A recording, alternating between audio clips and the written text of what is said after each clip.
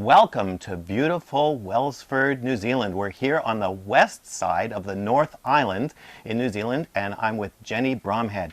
And today, Jenny's going to tell you how she broke the 3 links in the chain of emotional bondage. As you know from my blogs, I'm always talking about the 3 parts of humans and the 3 links in the chain of emotional bondage. And to live a transformed life, you need to break those chains.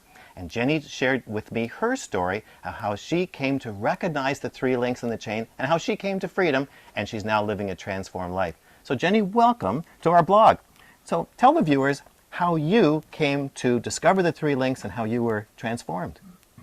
15 years ago, going through a bit of a midlife crisis, circumstances in my life, physiological changes, probably lots of familial family baggage, maybe even some spiritual stuff.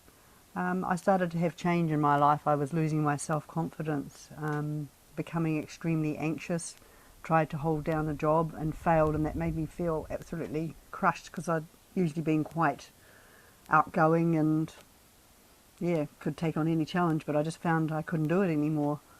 Became increasingly anxious. So, shall we keep going? Yeah, so you felt overwhelmed. Yep, I began to feel very overwhelmed, and the more I sought help for it, the more overwhelmed I became. I went to the doctor. He said, "You're having panic attacks." And I'd never heard of a panic attack. I didn't even know what he was talking about. "Oh, you'll be fine," he said. But I wasn't fine. I was far from fine. And I went to church and, "Please pray for me. Something's happening to me. I'm getting really, really anxious." "Oh, you're fearful, you know."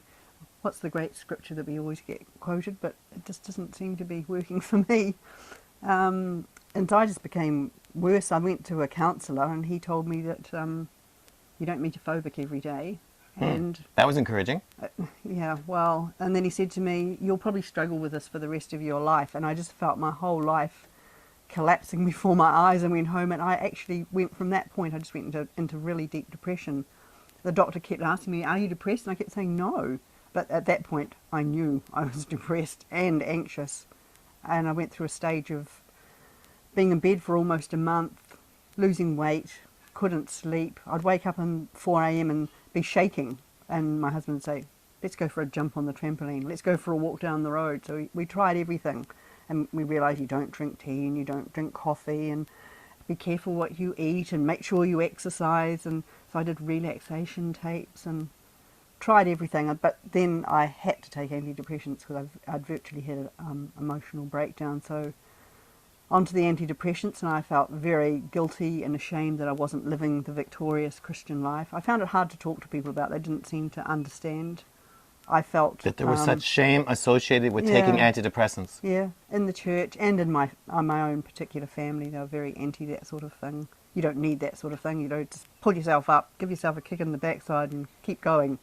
You're fine. Or what do you have to be depressed about? Yeah, you're so gifted. You're so talented. You can do anything. I said, "I know that, but it's who I am, not what I can do. This is the problem." People just didn't seem to understand. So I went into this deep depression. I ended up taking lots of diazepam as well as antidepressants, because at that stage I also went through a cancer scare, and I just couldn't face going down for the scans and tests, and I just really fell apart. But we got through that. I can remember one day sitting in our lounge, and I was in my dressing gown, and I was just sitting there, and the sun came in the door, and I turned around, and Rick was standing there, and I smiled, and he went, "Wow, I haven't seen that for quite a while." And I just felt something lifting in me. And then it wasn't long after that, and I'd been reading lots of books and realising that my walk with God had to be just so close and intimate, and I'd done lots of cleaning up in my life of unforgiveness and just little things that build up and sneak in that you don't realise are there. And then I came downstairs one morning, and on the table was this CD from my daughter, note next to it, big letters, "Listen to this, Mum," big exclamation mark. So I listened to it, and I just felt a lifting off of the shame and the guilt that's associated with taking the antidepressants. And what was that CD, or who did that CD? My daughter had, don't make me laugh, had bought it from a counsellor that she was going to, had given it to her to listen to, and she said, "Oh, Mum, this is just so for you." So it was by Dr. Grant Mullen. What a shock. And it just talked about the 3 chains, and I'd never heard anything like this before, and it was very releasing, and I felt a glimmer of hope in that my life wasn't just about depression and anxiety and I was going to be locked in for the rest of my life. There was hope that, there was people out there who did understand. And you who don't could have to help be me. ashamed to take the No. treatment. No, not anymore. Not anymore. I just went, well, if you had a kidney disease, I wouldn't condemn you for taking whatever you needed to keep yourself going, and this is what I need. And I've just had to accept that within my family, there's a lot of anxiety in coming down the generations. It's a familiar thing. Maybe it's spiritual, but it's definitely physiological, and so I take the pills, and until I feel that God has healed me, then that's what I will do. And what has been the result of the treatment and the shame coming off so you could take the treatment? The shame lifted off, that I felt better about the treatment, and I felt like one day I'll be able to come off these and I'll be able to walk without them, God willing. But I knew it was about just moving into a more intimate relationship with God, much, much more. And I wanted that, so Have the pills helped? definitely. So do you feel that the anxiety and panic symptoms, were they helped by the medicines? Definitely. They don't disappear. You still have to work at it. You definitely have to work at it. And have you found that your walk with God has improved since the anxiety has been overcome? Dramatically. From being shame-based and afraid to show my faith, I'm now part of the leadership team of the church. So, I mean, I'm not proud of that in a proud way, but God's using you. I know that even though I've got something that isn't quite normal, God can still use me just the same. He can work through you if you're willing. So God can still use you even though you're on medications to prevent anxiety. That's right.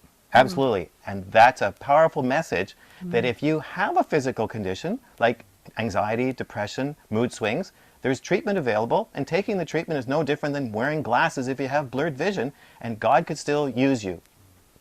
So, Jenny, this is fantastic. Thank you so much for sharing your journey, because it's going to encourage other people that they too can come to freedom. Now, if this is your first visit here, then you need to get my free self-assessment guide. And to do that, just subscribe to my weekly email newsletter by filling out the subscription form right there. And remember, to live a transformed life, you need to address the 3 links in the chain of emotional bondage, and God will set you free. I'll talk to you next week.